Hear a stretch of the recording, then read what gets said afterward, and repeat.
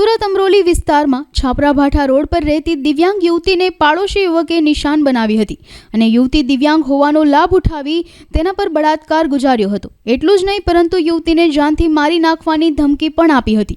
યુવતીને 3 મહિનાનો ગર્ભ રહી જતા સમગ્ર મામલો બહાર આવ્યો હતો।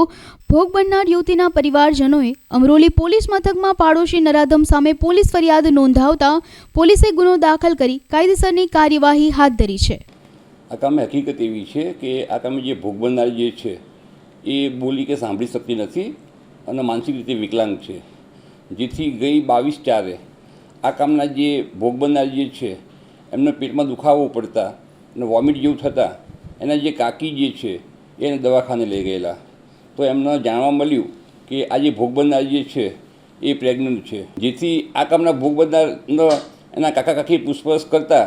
તેને કહેલું કે જે આ બાજુમાં એક જે છે પ્રદીપ પટેલ કરીને એ જે છોકરો જે છે એને એની સાથે દુષ્કર્મ કરેલું છે અને એના કારણે એ પ્રેગ્નન્સી થઈ છે, જેથી આ કામના ભોગ બનનારના કાકા જે છે એમને અત્યારે અમરોલી પોસ્ટમાં આવી ફરિયાદ દાખલ કરવામાં આવેલ છે અને આ કામે આરોપીની અટક કરવામાં આવેલ છે। હવે આ કામની જે બાળકી જે છે તો શારીરિક વિકલાંગ છે, એટલે એનો ગેરલાભ લઈ ખરેખર એની જે શારીરિક અસમર્થતા છે એનો એને જે મિસયુઝ કરી અને આ કામના જે ભોગ બનનાર જે છે એની સાથે આ કૃત્ય કર્યું।